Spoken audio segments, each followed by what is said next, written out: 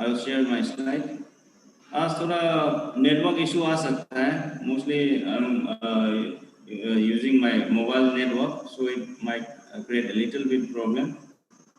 अब अगर कोई if you can see,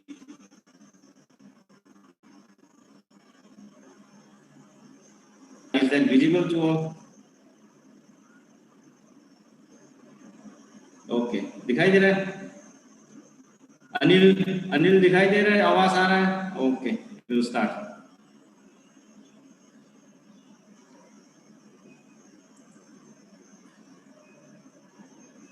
So the second unit of your syllabus, which is growth and development, उसके अंदर 3-4 topic हैं. One is meaning and stage of growth. Growth का meaning क्या है, स्टेज क्या है, इसके टाइम पे क्या क्या ग्रोथ चेंजेस होता है. उसके बाद है कंसेप्ट ऑफ मैच्योरिटी. मैच्योरिटी का मीनिंग क्या है, जो हमने डेफिनेशन दिया था. एंड देन ये है, और एक है उसी के अंदर आएंगे डेवलपमेंटल एज ग्रुप के. So adolescence phase and then concept of maturity जो है वो नेक्स्ट क्लास में होगा. फॉर टाइम बीइंग हम जो आज की क्लास में I will try to include this things. तो उसमें हम in this today's session I'll try to cover this meaning of growth and development. Growth development का meaning क्या है, growth curve, उसके अंदर distance curve and velocity curve क्या क्या है, most important.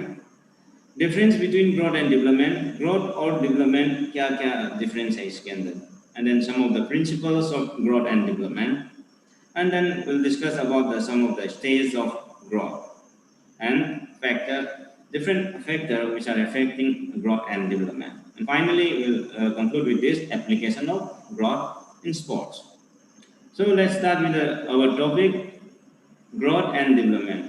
So actually, these two terms, that is growth and development, it refers to a dynamic process. Often it is used as interchangeably, and but they have different denotations. Growth and development are interdependent, interrelated process.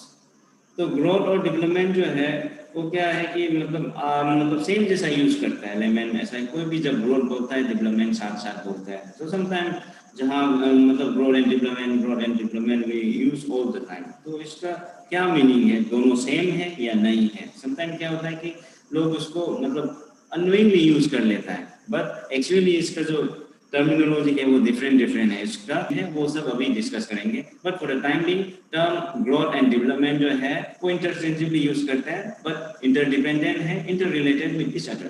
तो एक के साथ एक ही चलते रहता है. इसी की वजह से पीपल यूज टू मतलब जो बोलते हैं कि ग्रोथ एंड डेवलपमेंट हो रहा है ना.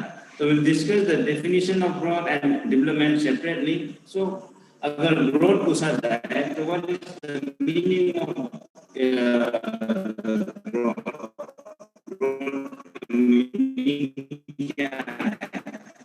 written here, growth refers to an increase in physical size of the whole body or any of its parts through the process of mitosis during the period commencing from fertilization. Simple, growth refers to an increase in physical size. जो size में मतलब increase होता है उसी को हम growth बोला जाता है. You can see the picture also. बच्चे ऐसे हाइट गेन हो रहा है, साइज इंक्रीज हो रहा है.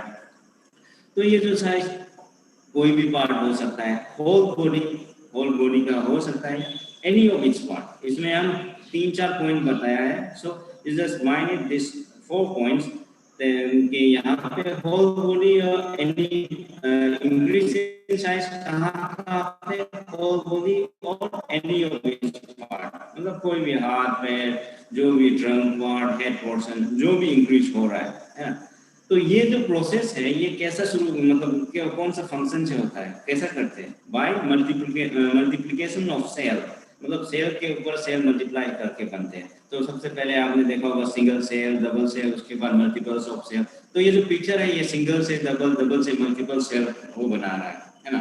तो ये मिटोसिस प्रोसेस होता है जो सिंगल सेल से दो से चार ऐसा उन्हें बढ़ा देता है। सो ये जो मिटोसिस के थ्रू मल्टीप्लिकेशन ऑफ सेल होता है उसकी वजह से साइज इंक्रीज हो जाता है धीरे धीरे। और ये कब से कब तक चलता रहता है दिस ग्रोथ?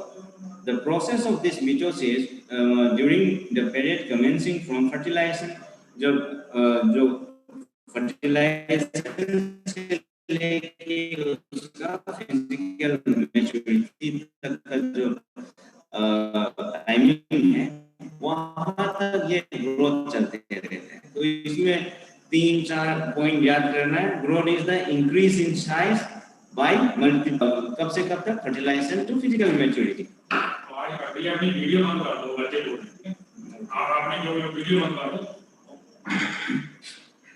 तो यही चीज है डिफिनेशन ग्रोथ का।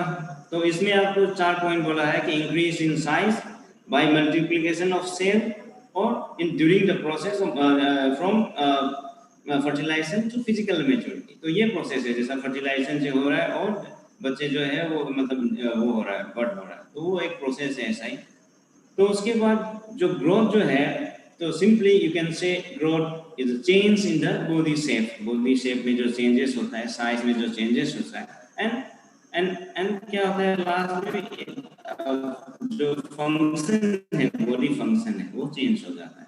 सो it's all about the change in the body, the change in the shape and it comes to the change in the body function. So all these are all about the definition of growth. So simply growth का definition ये दे सकता है आप।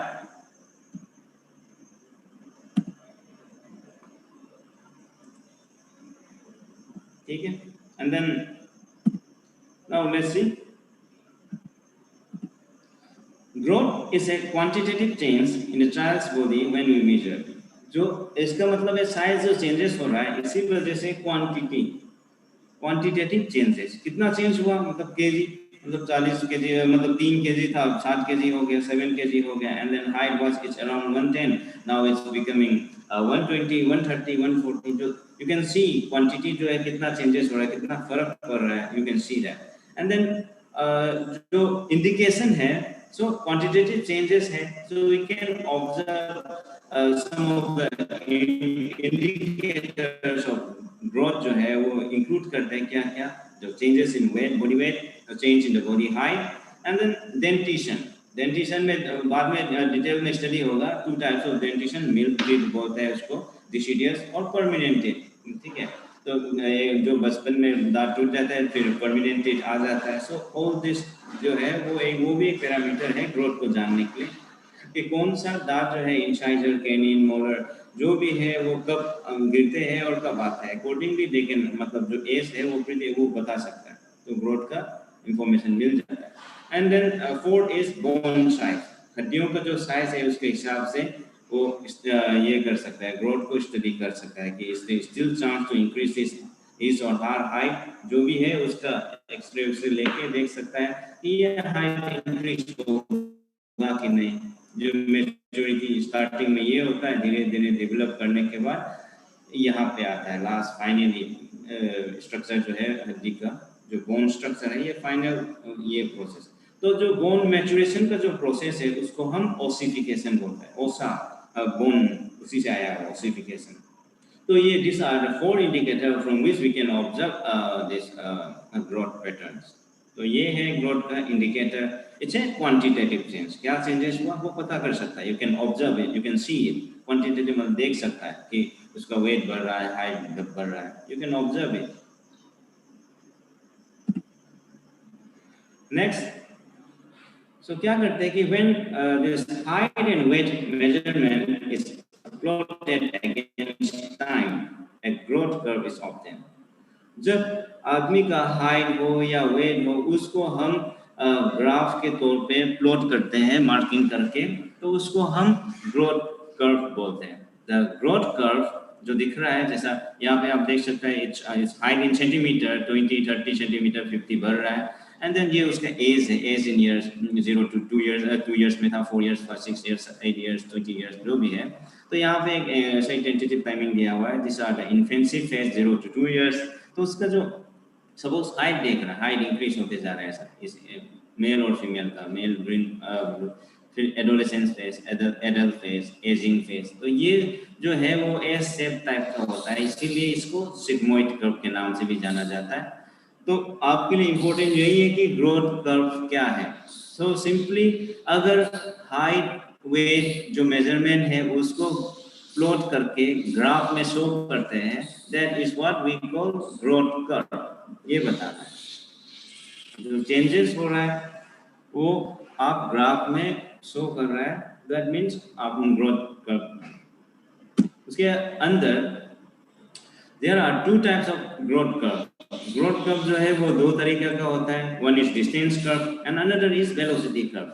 You can see here with this picture, first वाला A में ये है आपका डिस्टेंस कर्व। ये क्या बोलता है, you can see here the increment of a part of the body grows from one edge to the next can be measured and shown in a curve. This type of curve is called distance curve. जब as के हिसाब से increment कितना increase हो रहा है, suppose इस साल उसका 110 है, नेक्स्ट ईयर उसका भी फिर हाइट लिया जाएंगे and then if it comes 10 centimetre increment हो रहा है या 20 सेंटीमीटर या 15 सेंटीमीटर जो भी है वो सिंपली इंक्रीमेंट के हिसाब से ड्रॉ करते जाता है। पहले 2 साल में suppose you can C in this diagram जो है ग्राफ है उसमें 2 साल में उसने कितना सपोज 80 सेंटीमीटर था, 4 साल में कितना हुआ 100 सेंटीमीटर, 6 इयर्स में 120 लाइक दैट। तो उसको क्या किया उसने एज मतलब इट्स एवरी इस एज मतलब 5-6 साल हर एज में उसने हाइट मेजर किया, उसको यहाँ पे प्लॉटिंग किया उसने। तो यू कैन सी जब कंप्लीट हो जाता है तो चार्ट ऐसा ही दिखता है कि ये स्ट्रक्चर है उसका उस बच्चे का। तो अगर ऐसा शो कर रहा है दैट इज उसका हाइट इंक्रीज कहाँ से कहाँ हो रहा है, एज के हिसाब से हाइट इंक्रीमेंट कितना हो रहा है। अब एक टाइम के बाद 14-15 कोई भी लड़कों का 16-18 के 17-18 के बाद स्ट्रेट हो जाता है, फ्लैट हो जाता है, यूनिफॉर्म एक वो होता है। तो ये फीमेल के लिए जो ये दो लाइन है अराउंड इट विल रीच जो मैक्सिमम उसका हाइट गेन होता है वो 14-15 के आसपास रहता है, मेल का 17-18 के आसपास रहता है। तो उसके बाद वो इंक्रीमेंट इंक्रीज नहीं होता है तो एक लाइन बन जाता है। तो यहाँ पे इंक्रीमेंट हो रहा है, कहाँ पे पिक आ रहा है वो पता कर सकता है कि इसका कब उसका हाइट गेन हो रहा है। तो ये एक सिंपल है ओनली डिस्टेंस, क्योंकि उसमें डिस्टेंस का मतलब कितना डिस्टेंस कवर किया। सपोज 40 किलोमीटर हमने कवर किया है कितने घंटे में, 1 आवर्स में, या मतलब ऐसा बोलता है 60 किलोमीटर पर आवर के वो है।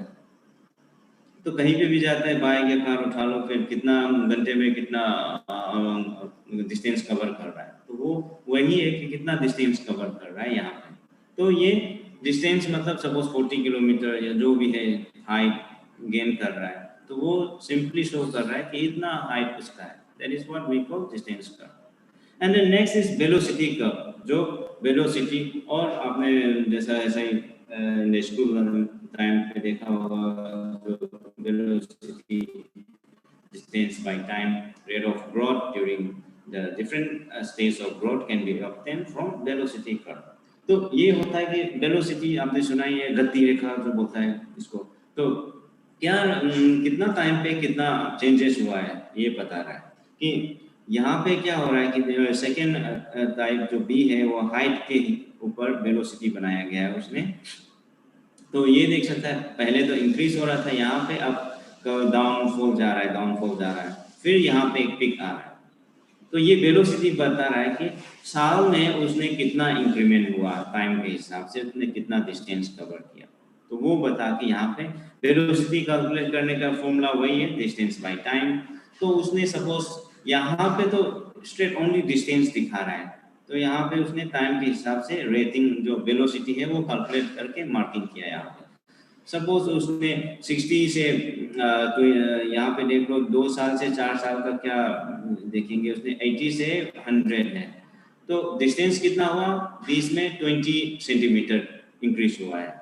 और यहाँ पे 2 to 4 इयर्स का है तो 2 से 4 साल मतलब 2 साल से डिवाइड कर दिया तो 10 सेंटीमीटर उसने इंक्रीज किया है। इंक्रीज तो हो रहा है ना, लेकिन यहाँ पे ऊपर से जम इसलिए मार रहा है, यहाँ पे जब बच्चे होता है जो बर्थ के बाद विदिन 1 ईयर तो उसका जो ऐसा बोला जाता है कि सबसे हाईएस्ट जो ग्रोथ है during this 0 to 1 years, birth के बाद 1 साल के अंदर होता है ना। तो सपोज बर्थ के टाइम पे देखा जाएंगे तो बच्चे 60 to 70 सेंटीमीटर का रहता है उसका क्राउन हाइट जो बोलता है उसका। तो 50% हाइट 1 साल में 2 साल तक का उसका क्या होता है कि 50% हाइट इंक्रीज होता है उस टाइम, है ना। और वेट इंक्रीज होता है 200%। तो मिला जुला के कैसे, मतलब 3 kg के बच्चे पैदा होते समय suppose at the time of birth उसका 3 kg है, तो 1 साल के अंदर 200% मतलब 6 प्लस कर लो 9 kg 1 साल में। ये मतलब इसका मीनिंग 200% वेट गेन होता है ड्यूरिंग द फर्स्ट ईयर। और हाइट होता है 50% इन द सेंस उसका जो at the time of birth उसका 60 सेंटीमीटर है, तो उसका 50% मतलब 30 सेंटीमीटर 1 साल में गेन होगा। तो 60 प्लस 30 मिला के 90 सेंटीमीटर ड्यूरिंग मतलब उसका 1 साल के बाद वो हाइट होगा। तो ये मीनिंग है। तो ये जो ग्रोथ का जो स्पीड है, जो वेलोसिटी है, वो कभी लाइफ टाइम में इतना स्पीड नहीं मिलेंगे जो ग्रोथ बच्चे पे जो ग्रोथ होता है। तो हाईएस्ट वो जो है वहां पे ही मिलता है। तो उसी वजह से ऊपर तो सबसे पहले उसने इतना हाई इतना वेलोसिटी इतना जो रेट है वो काफी हाई था, उसी वजह से ये नीचे आ रहा है धीरे धीरे। इट्स नो डाउट कि हाइट गेन हो रहा है, वेट गेन हो रहा है, लेकिन जो स्पीड पहले जो रेट जो चल रहा था उसके मतलब कंपैरेटिवली वो डाउन हो गया है। इसी वजह से थोड़ा सा सपोज आते हैं, फिर कभी 20% आएंगे, 30% आएंगे, तब थोड़ा थोड़ा ऊपर होता है। तो यू कैन सी हियर, यहाँ पे भी देख सकता है कि 6 to 8 गेन हुआ, एंड देन लेटर स्टेज में 14 इयर्स के आसपास, फीमेल का 12 इयर्स के आसपास थोड़ा सा पिक पहुंचा। तो ये होता है पिक हाइट वेलोसिटी। और ये वेलोसिटी हर किसी के लिए सेम नहीं है, it's not similar to all the individuals, it will varies from individual into individual. बहुत सारा फैक्टर है, इन इफेक्ट करते हैं, will discuss in the next in the latest slide. तो यहाँ पे यही चीज जान लीजिए, दिस इज वेलोसिटी कर्व, जो गति रेखा जो बोलते हैं उसका मतलब वेलोसिटी के हिसाब से क्या ग्राफ ड्रॉ कर रहा है कि कितना कब कब उसका गेन हो रहा है, कितना रेट पे वो हाइट या वेट गेन हो रहा है वो बता रहा है। और उसका जो पीक हाइट वेलोसिटी है ये भी बताएंगे। ये जो ऊपर जा रहा है ये पीक हाइट वेलोसिटी बोलता है।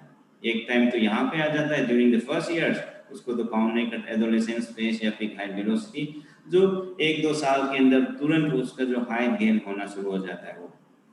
तो वहाँ पे है उसका जो ग्रोथ चार्ट से ये वेलोसिटी कर्व से आप पता कर सकते हैं कि उसका बच्चे का कब आया हुआ है ये जो peak height velocity. So this is very important.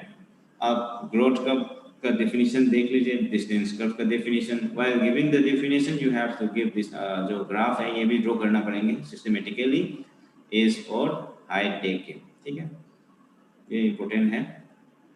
And then next जो वेलोसिटी कर्व है ये एक तरह से ऐसा भी आप कभी कभी ऐसा भी टेबल या चार्ट मिलेंगे, इसमें क्या है कि दोनों तरफ मिला दिया उसने, डिस्टेंस मतलब सेम मतलब ये रेटिंग कर दिया उसने, हाइट का यहाँ पे सेंटीमीटर पे दे दिया उसने, वेलोसिटी का रेट जो है यहाँ पे दे दिया। तो यू कैन सी ये स्ट्रेट जा रहा है, ये डिस्टेंस कर्व है। और जो है ये मिला के एक दोनों ग्राफ को एक साथ मिला के ऐसा भी ड्रॉ कर सकता है, इन्फेंट, चाइल्डहुड, जुवेनाइल, एडोलेसेंस और मैच्योर, ये ऐसा लिखा गया है। You can see here also different table, ऐसा भी देख सकता है velocity curve for different for boys and girls. Plot absolute growth at yearly interval, ये क्या करता है कि ईयरली इंटरवल में एब्सोल्यूट ग्रोथ बताता है, better than distance curve. Distance curve से ये ज़्यादा बेटर आइडिया देता है कि बच्चे का जो रेट है वो घट रहा है या बढ़ रहा है, कि उसी हिसाब से उसका एज का जो ग्रोथ का है वो फेज जो है वो पता कर सकते हैं।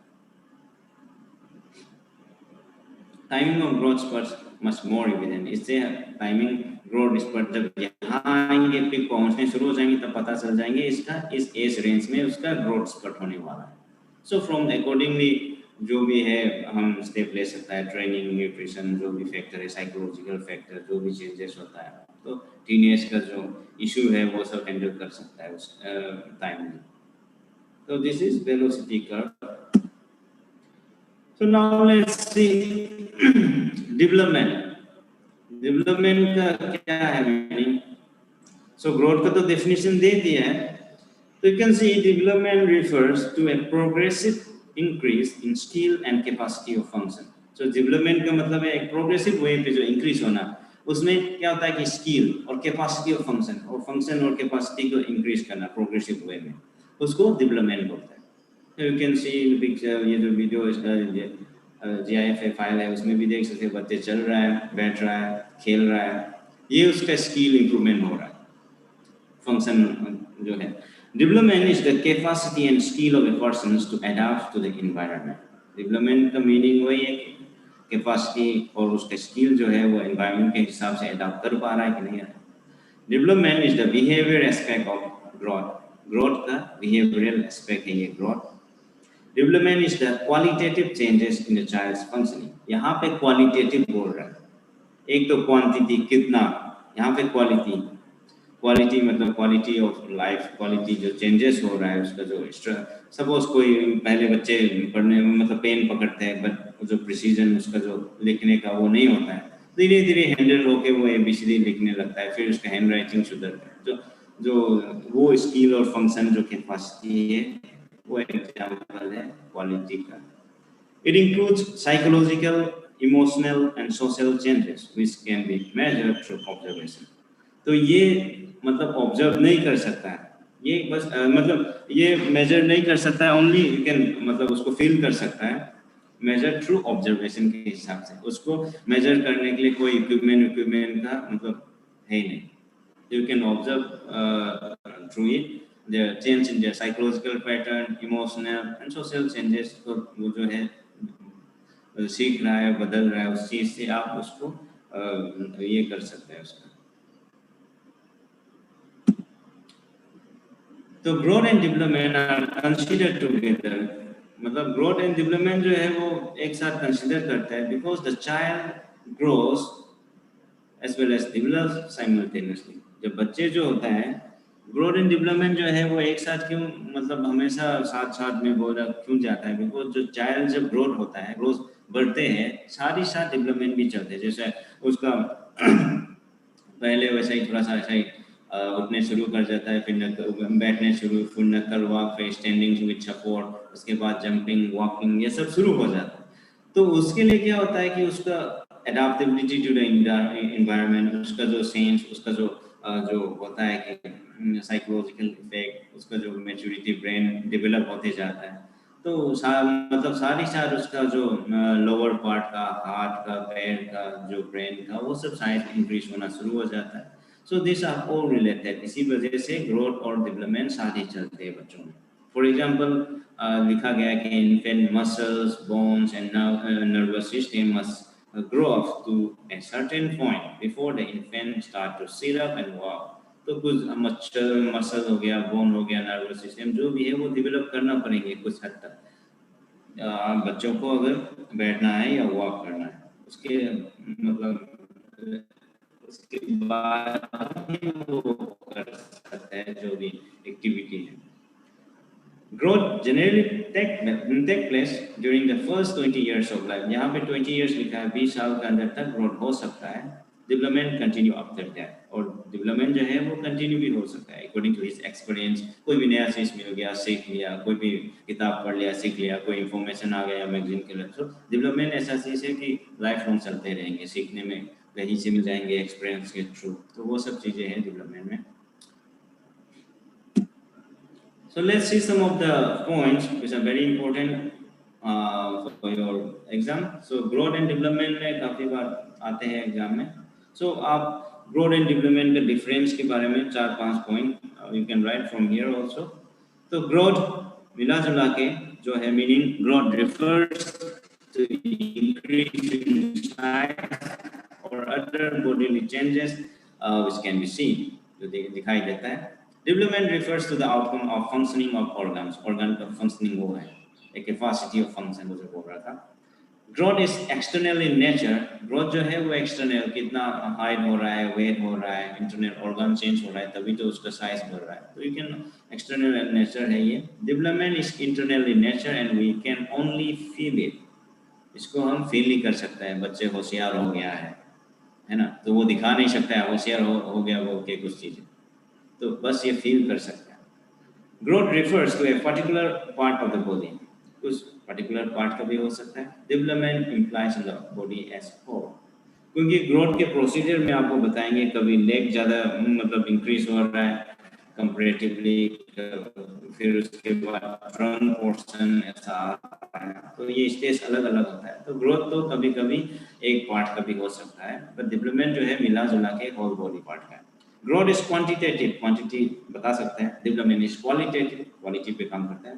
Growth is limited and stop at certain level of maturity. Growth जो है वो लिमिटेड टाइम तक है और it will stop at the certain level of maturity. मतलब एडल्ट जब किसी को 17 है, किसी को 19-20 तक ग्रोथ आते हैं, उसके बाद रुक जाता है. But the development is a life long process.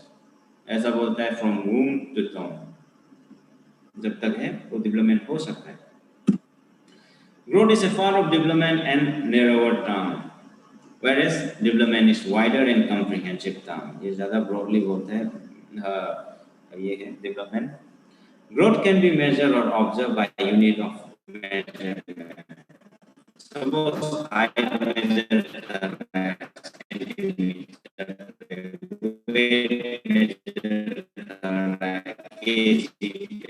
but development के लिए ये कोई यूनिट नहीं है.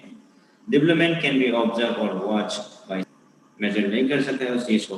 Growth is natural, spontaneous and automatic. जो growth है वो natural है, spontaneous है and automatic है. Whereas development can be accelerated by some effect. लेकिन development जो है वो कुछ से simple है. कोई मसल improve करना है तो मतलब ऐसा ही कुछ ट्रेनिंग कर लो, या कुछ स्किल वो improve करना है तो वो प्रैक्टिस कर लो repeatedly. कुछ किसी चीज को जानना है तो पढ़ लो. तो ये इफेक्ट होता है उसका आगे बढ़ने का, डेवलपमेंट को और आगे बढ़ाने. So we can improve development. Growth affect only physical features of an individuals. Physical features को इंडिविजुअल को अफेक्ट कर सकता है. Development includes all the aspect of personality of the individual.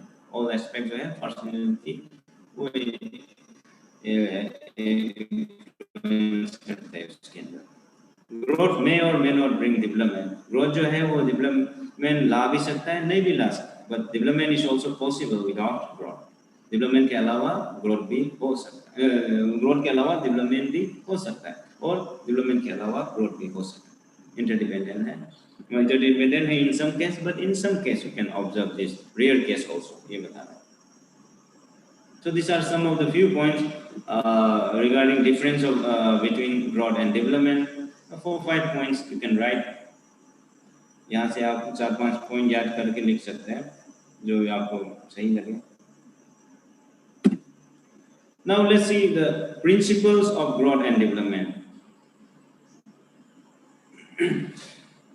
Growth is a continuous process that is determined by many factors. कई सारा factors से determine करते हैं. All the human follow the same pattern of growth and development. Growth and development जो है वो same pattern follow करते हैं mostly human के लिए. The sequence of each stage is predictable. कब क्या क्या होगा ये predict कर सकता है, but it did not progress at the same rate. But क्या होता है कि हर individual का same rate पे वो changes जो stage है वो नहीं होगा. हर किसी का अलग अलग होगा. प्रेडिक्ट कर सकता है नो डाउट. 11 साल के ऐसा हो सकता है, 12 साल में ऐसा हो सकता है, लेकिन किसी को वो हाइट जो एडोलेसेंस फेज होता है, किसी को 11, किसी को 12, किसी को 13. सो जो रेट है वो सेम रेट नहीं होगा, प्रेडिक्ट कर सकता है. जो पैटर्न है वो सेम है, हाइट गेन होगा और फेट आएंगे. तो ये एक ग्रोथ का प्रोसीजर है, तो प्रेडिक्ट कर सकता है. It increase during early childhood and adolescence and decrease in middle childhood. Increase होते हैं चाइल्डहुड एडोलेसेंस में और उसका जो रेट है वो डिक्रीज हो जाता है मिडिल चाइल्डहुड के टाइम पे. Not all body part grow in the same rate at the same time. Same time पे सेम रेट के हिसाब से कोई भी बॉडी पार्ट ग्रो नहीं होता है. It shall grow in his और हर ओन यूनिक वे. उसका अपना अपना टाइम होता है, उसी हिसाब से वो ग्रो होता है. So these are some of the principles जो commonly जानते हैं कि क्या क्या प्रिंसिपल है. ये आपने बच्चे के ऊपर एरो देखा होगा. इस एक डायरेक्शन है, किसके डायरेक्शन पे बच्चे ग्रो होता है, सेफालोपोडियल डायरेक्शन. इसका मीनिंग है the process of cephalopodial directions from head down to tail. Head से टेल तक का इंक्रीज होने ग्रोथ होने का एक principle. This means that improvement in structure and function जो भी है come first in the head regions, then trunk, and the last in the leg region. ये प्रिंसिपल क्या बोलता है कि हेड पहले इंप्रूव होगा, डेवलप होगा, ग्रोथ होगा, उसके बाद ट्रंक, उसके बाद lower part. Infant develop control of the head and face movement in the first 2 months. ये एक प्रूफ मतलब एक एग्जांपल है कि बच्चे जो है सबसे पहले अपना हेड को मतलब कंट्रोल करना, मूवमेंट करना शुरू करता है. In next few months, they are able to lift themselves up by using their arms. उसके बाद वो arms use करके थोड़ा सा ऊपर आ सकता है. Next, gain control over leg. Leg के ऊपर gain control करता है, and then able to crawl, stand, walk, run, jump, climb, day by. तो ये फंडा ऐसा जो प्रिंसिपल है ये बोलता है कि जो हेड से तो मतलब जो तो है उसका ग्रोथ एंड डेवलपमेंट होता है. ये एग्जांपल है. नेक्स्ट इज जो सेंटर से बाहर की तरफ इंप्रूव हो रहा है ना, side wise. Proximo distal direction. ये क्या बोलता है कि the process in proximo distals from centre or mid line to the periphery, जो बाहर की तरफ डायरेक्शन में. Development process from near to the far outward from central axis of the body toward the extremity. Centre से तो एक बाहर की तरफ develop और growth होते जाता है. Let's see the example. The spinal cord develop. Spinal cord जो vertical column spine जो spinal cord जो बोलता है develop before outer part of the body. Outer part develop करने से पहले वो पहले spinal cord जो है वो develop हो जाता है. The child's hand and feet develop before the finger and toe. Hands and feet का जो forearm upper arm जो है वो पहले improve हो जाता है, उससे finger और toe improve होने से पहले ये बता रहा है. Finger and toe muscles are the last to develop in physical development. जो finger और toe का जो है वो finally last में develop होता है. ये है दो principle. तो इस दिन ये भी दिखाया गया कि changes in the ratio and proportion, change in body proportion according to their age. 1 years का change देखिए, 3 years, 5 years, 10 years, 15 years adult. तो उसमें आप रेशियो देख सकते हैं, जो अपर का हेड का रेशियो उसके हिसाब से कितना रेशियो बन रहा है, 1/3, 1/4. फिर वो चेंजेस होते जाता है कि कौन कौन सा टाइम पे कौन सा एरिया पे हेड पे पहले फोकस, फिर ट्रंक पे, फिर लोअर एक्सट्रीमिटी पे. तो ये साइज है. You will notice the change in the relative size of the head and lower limbs. As baby grows to adult, their body proportion change. A baby's head is very large in proportion to the rest of its body. As a child grows up, their head becomes smaller in proportion to the rest of their body. Same way बोल रहा है यहाँ पे दिख रहा है 1 year का 3 year का जो size है वो बता रहा है. Next, जो ग्रोथ कर्व है उसको एक ये रिचर्ड स्केमन बोल के एक साइंटिस्ट है, उसने एक ग्रोथ के ऊपर एक चार्ट बनाया है, उसको हम स्केमन ग्रोथ कर्व के नाम से जाना जाता है. Another aspect of normal growth pattern is that not all the tissue system of the body grow at the same rate. जो हम बता रहे थे जो भी है ग्रोथ का वो सेम रेट पे ग्रोथ नहीं होता है, तो ये चीज वो बता रहा है स्केमन कर्व के थ्रू. यहाँ पे आप देख सकते हैं कि ये एज जा रहा है, उसके परसेंटेज जा रहा है. लिम्फोइड नोड ये ऐसा इस स्पीड में इस रेट में जा रहा है. टाइम के हिसाब से आप देख सकते हैं कब इंक्रीज हुआ उसने, कब घटाया. 12 साल के आसपास लिम्फोइड. न्यूरल जो नर्वस सिस्टम है वो कब किस रेट पे इंक्रीज होता है एज के हिसाब से. जनरल मतलब जो बॉडी पार्ट है वो कैसा जा रहा है, और जो जेनाइटल पार्ट है जो कैरेक्टरिस्टिक है वो कैसा जा रहा है, कब कब हो रहा है. जैसे 14 ईयर 16 ये इंक्रीज हुआ, पहले तो स्टेबल था. कब इंक्रीज हो जाता है, जब एडोलेंस के बाद जब जेंडर का डिफरेंशिएशन चाहिए होता है तब इंक्रीज हुआ इसका. ठीक है सब. तो ये लिखा हुआ है कि lymphoid tissue attain a 200% of growth by the age of 10 and then regress afterward. सबसे पहले ये जल्दी डेवलप हो जाता है. उसके बाद आता है कि neural tissue attain full growth by the age of 6 to 7 years and then stop. 6 to 7 years के बच्चे को ऐसे काफी होशियार हो गए बोलते हैं. सो नर्वस सिस्टम न्यूरल जो वो है वो सब 6 to 7 years के आसपास improve होना शुरू हो जाता है. General tissue which includes muscles, bone and viscera follow a sequential growth graph S है, जो वही था हाइट वाइट का जो बॉडी स्ट्रक्चर वो यहीं पे सेम ग्राफ दिखा रहा है. And then lastly, genital tissue grows significantly only at puberty and achieve full growth at about 20 years. Puberty के बाद ही ये दिखाई देता है और growth 19-20 में complete हो जाता है. So you can see the different उसका genital part का कैसा improvement हो रहा है, development हो रहा है, body part का development कैसा हो रहा है, nervous system का क्या timing पे क्या improvement हो रहा है, and then lymphoid ये चीजें बताता है. So इसी वजह से बोल रहा है they have same rate पे नहीं होता है, different rate पे डेवलप होते जाता है. So there are 3 type of measurement of growth. Growth को measure करने के लिए 3 तरीका है हमारे पास. One is linear measurement, which evaluated in terms of increase in length, height, head length, nose length, sitting height, जो भी length, breadth जो है वो हम measure करेंगे, उसके थ्रू पता चलेंगे growth हो रहा है कि नहीं हो रहा है. उसको हम linear measurement के अंदर ये करेंगे. And then another is aerial measurement, which जो measurement लेता है वो surface area के ऊपर, like circumference of head, circumference, upper arm circumference. So उसको हम aerial measurement के अंदर आता है. Next is ponderal measurement, which means growth, weight, mass. जो mass में कितना change हो, weight में कितना change हो रहा है, उसको हम ponderal measurement के through आएंगे. So these are the 3 types of measurements for growth. उसके अलावा 3 मेथड है ग्रोथ को वो करने के लिए. सो ग्रोथ को एक तो है this longitudinal study. Each child is measured at certain interval of time over a numbers of years. The investigator may cover a couple of years or certain stages of growth, or it may be from birth to maturity. इसमें longitudinal study में क्या होता है कि एक ही बच्चे को बार-बार एज इंटरवल के हिसाब से उसको मेजर किया जाएंगे. वही बच्चे बार-बार 6 महीने 1 साल के रिपीटेशन मेजर करते जाएंगे. उसके बाद उसका ग्रोथ स्टडी होगा, कब क्या हुआ. Another is cross sectional study. वो क्या यहाँ पे क्या होता है कि इस child is measured once only. एक सिंगल बच्चे को एक ही बार मेजर करेंगे. The child of the one age group are pulled together and the average value are of 10.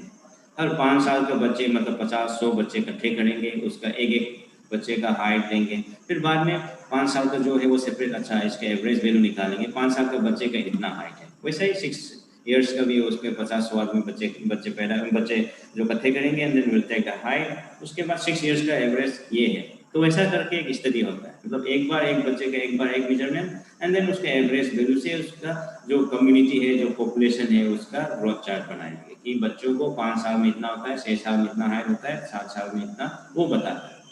तो इसमें क्या होता है कि अलग अलग बच्चे जब ज़्यादा सैंपल चाहिए होता है, इसमें सैंपल ज़्यादा नहीं, 5-10 से भी काम चल जाएंगे लॉन्गिट्यूडिनल स्टडी. उसके अलावा एक मिक्स लॉन्गिट्यूडिनल स्टडी है. The children of the particular age are measured at different periods, but when for certain reasons some of the children are not available during the next time of measurement, they are replaced by another set of children to keep the continuity. This type of study is more complicated. ये क्या होता है कि जब ये procedure शुरू कर जाता है, काम मतलब जो स्टडी शुरू हो जाता है, then sometimes it happens बच्चे बीमार हो जाता है या एब्रोड चला जाता है या मतलब एक्सीडेंटल डेथ हो जाता है, तो उसका स्टडी रुक जाएंगे. 4-5 साल शुरू किया देन उसका प्रॉब्लम हो जाएंगे. सो उसको स्टडी को ना रोके, इसी वजह से उसको क्या करते हैं कि आसपास मिला जुला उसका एक बच्चे से उसको सब्सटीट्यूट करेंगे.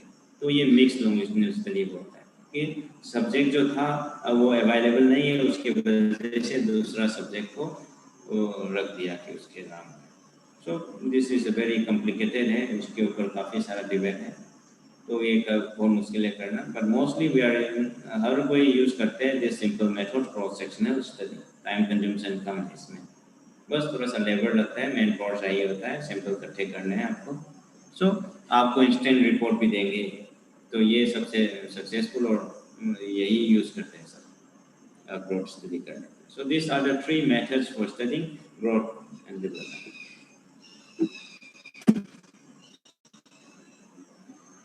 Next, let's see some of the stages of human growth and development. Growth and development के अलग-अलग स्टेज होता है. जैसा आपने कॉमनली 5 स्टेज के नाम से जाना, मतलब ब्रॉडली अलग-अलग साइंटिस्ट अलग-अलग टाइमिंग के हिसाब से बोल सकता है. बट ब्रॉडली हम जैसा कॉमनली जानते हैं, इन्फेंसी स्टेज 0 से 2 इयर्स, कोई बोलेगा 3 इयर्स, चाइल्डहुड स्टेज, उसमें भी कोई कोई early childhood, middle childhood, late childhood बोलता है। 3 साल से लेके 9-10 साल तक का बच्चे, 10-11 साल तक का। एडोलेसेंस फेज 11 से लेके मतलब 11 से 13-14 तक का एडोलेसेंस फेज। एडल्टहुड मतलब आ जाता है 17-18 के आसपास। उसके बाद फिर old age. So these are the 5 stages: infancy stage, childhood stage, adolescent stage, adulthood stage, old age. तो ये 5 जो स्टेज है उसके अंदर क्या क्या खासियत है, क्या क्या चेंजेस, बेसिक जो चेंजेस है वो है। Let's see,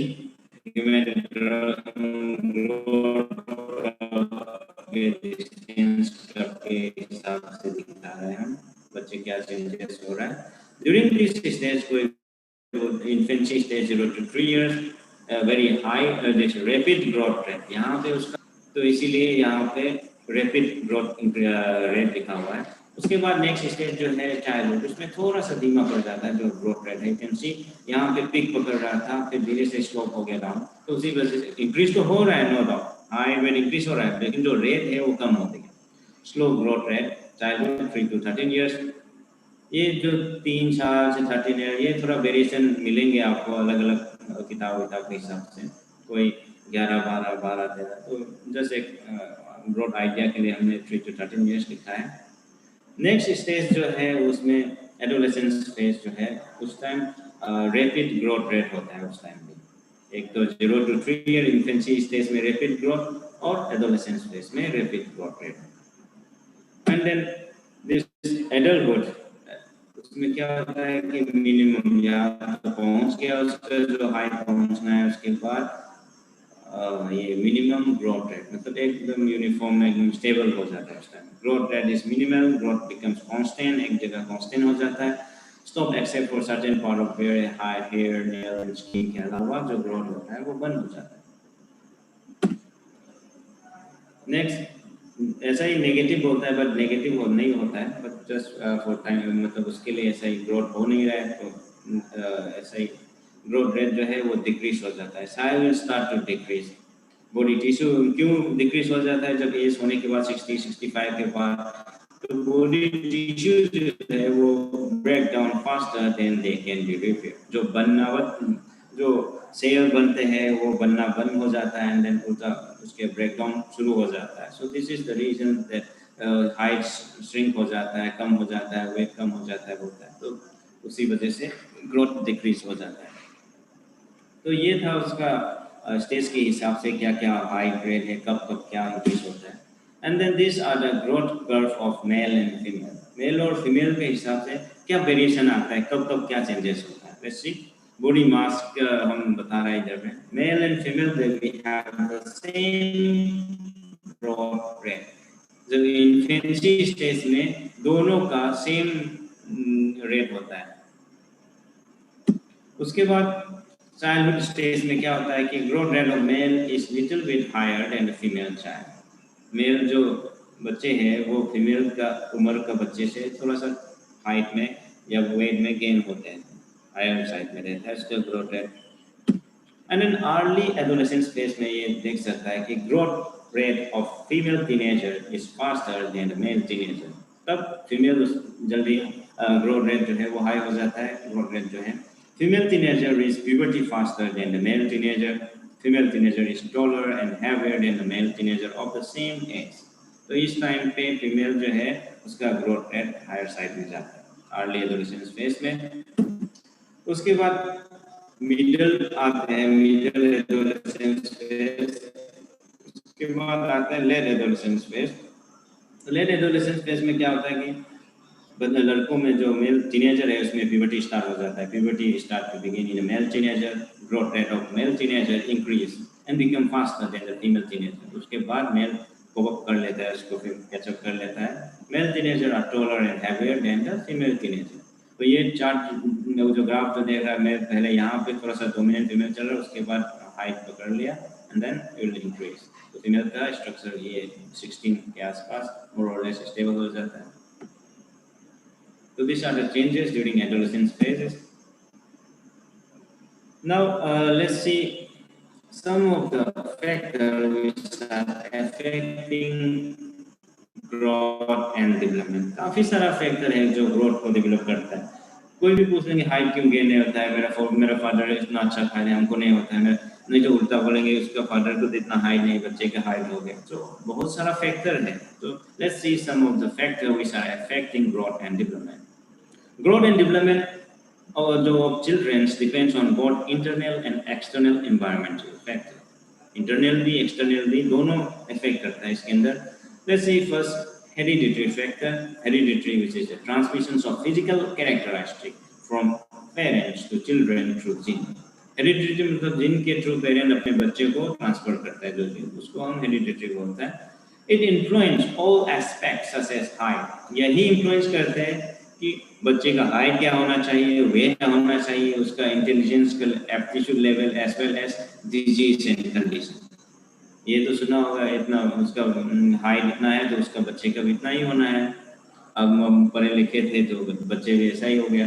and then sometime कुछ बीमारी, उसका हाई बीपी था तो योर बच्चों को बोलता है कि योर पेरेंट ऐसा है, शुगर का और बीपी का इशू है, so you should take prevention at the age of 30-35 के आसपास आपको पहले प्रिवेंट करना चाहिए। You are prone to have this issues because your forefather are having this kind of disease, है ना, जैसा वो भी हो जाता है। So everything जो है वो जीन के अंदर आ जाता है, it will transfer from। तो ये है, ये देख सकते हैं सही मोरल सेम शकल भी है वैसे फादर से पेरेंट्स का। ये दिखा रहा है कि जीन जो है वो कितना लेवल तक वो कर सकता है। उसके अलावा factor of environmental factor which are influencing childhood development involves the physical surrounding and geographical conditions where child lives in and his social environment and relationship with family and peers। ये सब चीज़ें जो है ये environmental factor के अंदर आएंगे। काफ़ी geographical condition आएंगे उसके अंदर, social environment, उसका family, उसका दोस्त, मतलब ये सब इफेक्ट करता है। Even the weather of a place influence child through bodily rhythms, allergies and other health conditions।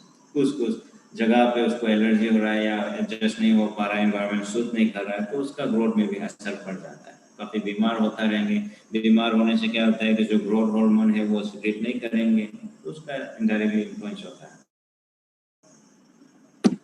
Next, gender के हिसाब से भी चेंज होता है। Boys and girls grow in different ways, specially during puberty के टाइम पे चेंजेस आ जाता है।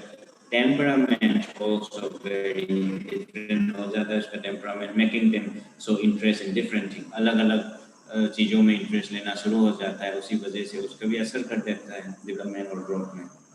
Exercise and health। Proper exercise helps children grow well and reach milestones one time or sooner।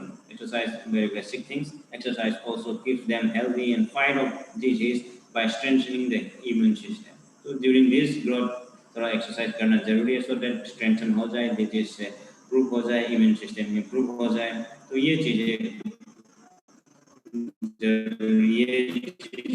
भी जो एक्सरसाइज एंड हेल्थ जो है वो भी इफेक्ट करता है। कोई एक्सरसाइज करने वाला और नहीं करने वाला का असर पड़ेगी।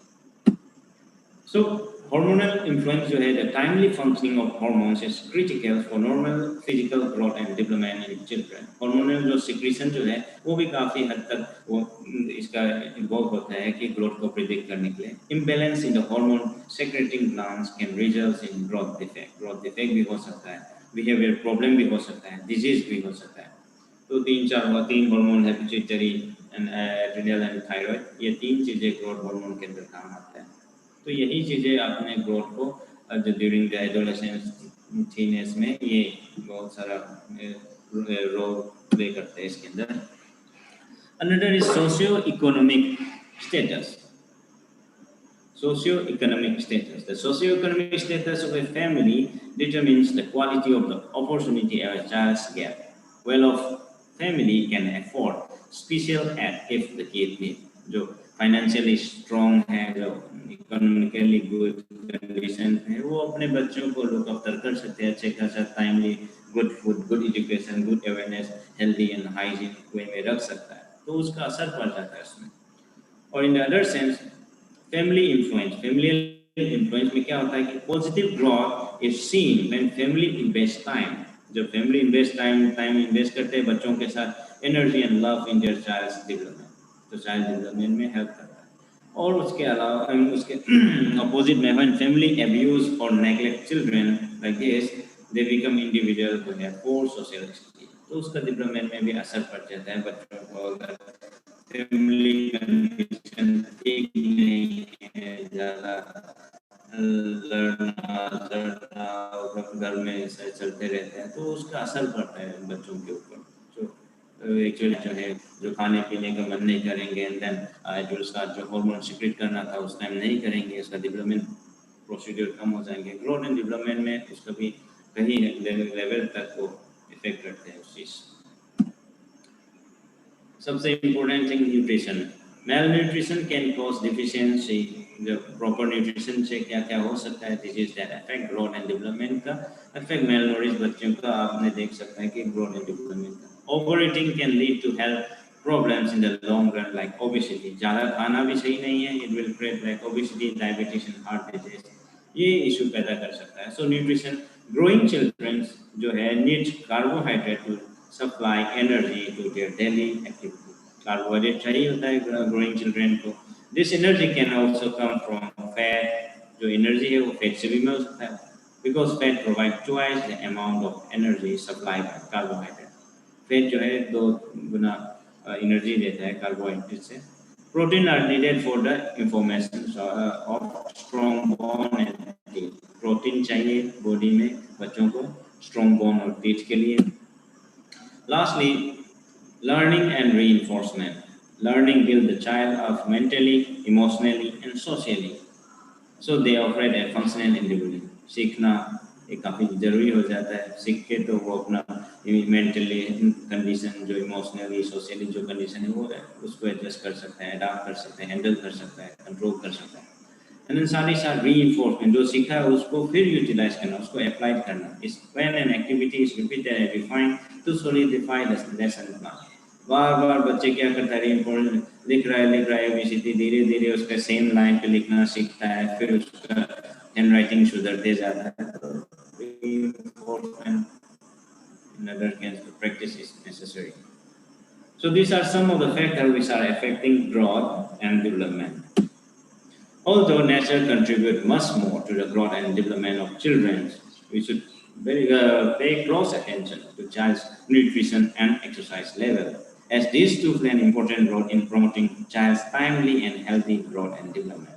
बाकी जेनेटिकल जो फैक्टर है उसको इतना हमारे हाथ में नहीं होता है, जो प्रिडिक्टेड है वो तो what the factor we can जो फैक्टर हम कंट्रोल कर सकता है, हम सुधार सकता है, वो चीज़ है न्यूट्रिशन और बच्चों का एक्सरसाइज टाइम अवेयरनेस देना, ये सब गुड फूड के ऊपर। तो ये ज़रूरी है उसके लिए, बच्चों के ग्रोथ एंड डेवलपमेंट के लिए। सो let's see the things, the application of growth on sports. So जो भी है उसके ऐसा ही मिला जुला है सब कुछ। So you can, अगर पूछा जाए तो application of growth, एक 2-3 points आप ये बोल सकते हैं from this. By monitoring growth, the adult height can be predicted. Adult height predict कर सकता है उसका growth study करके।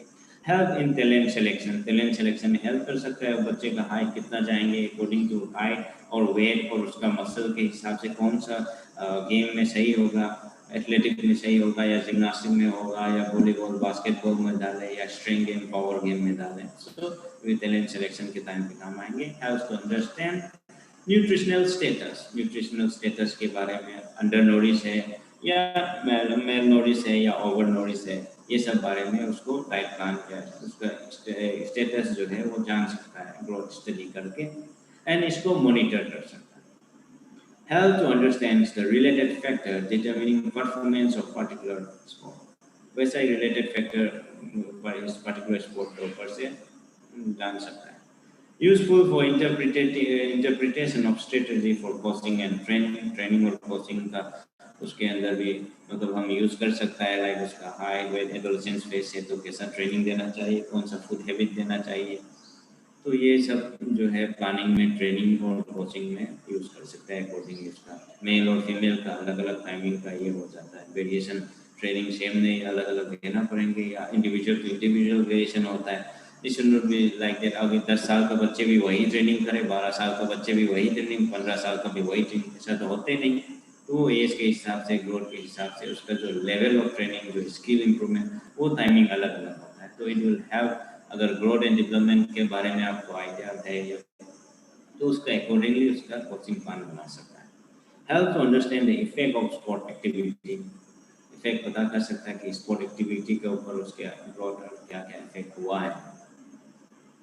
Study the hormonal changes, hormonal changes, teenage का, एडोलेसेंस का हार्मोनल चेंजेस क्या क्या है, वो चेंजेस हो सकता है उसके ऊपर। मैस्कुलिन ज़्यादा, फीमेल में अगर मैस्कुलिन ज़्यादा हार्मोन है तो वो अच्छा खिलाड़ी बन जाता है, या ऐसा कुछ भी है, क्या है कि हार्मोनल चेंजेस में क्या क्या है, वो सब उसके अंदर चेंजेस देखे जाएंगे।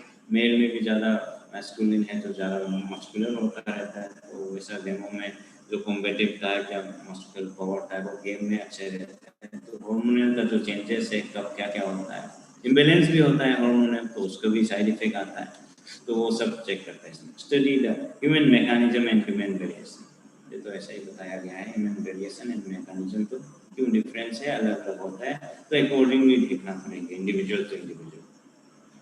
सो ये था आज का topic and this are some of the reference links, आप इसके ऊपर देख सकता है यूट्यूब में जाके, कुछ कुछ अगर डिटेल में जानना चाहे तो यहाँ पे देख के आपको और आइडिया भी मिल सकता है, किताब भी पढ़ सकता है दोस्त।